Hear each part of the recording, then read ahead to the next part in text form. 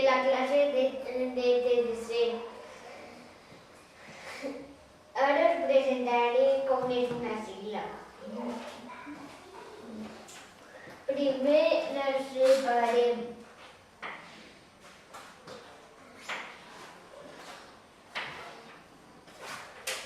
I així Maquineta té 4 síl·labes. Ara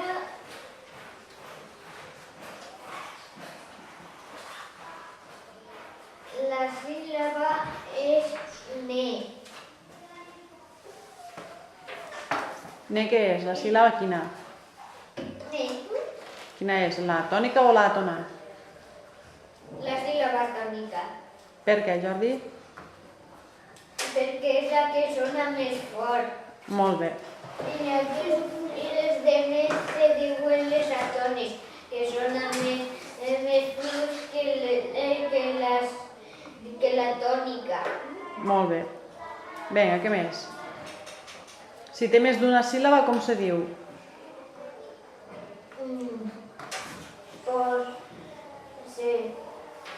Polisíl·laba. Molt bé. I aquesta paraula què és?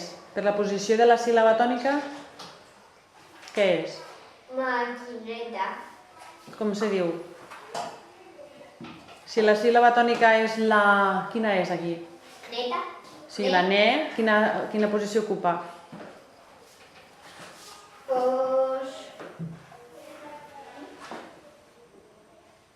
Que està a l'última posició? No. És la tercera. La tercera? Per on se comptava? Del final cap al principi o del principi cap al final? La segona? La segona de què? Del final al principi o del principi al final? Del final al principi.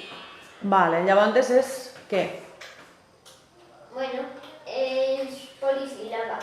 Vale, però la síl·laba tònica, si està a la penúltima, aquesta paraula com se diu? Com se cataloga? En quina classe la classifiques?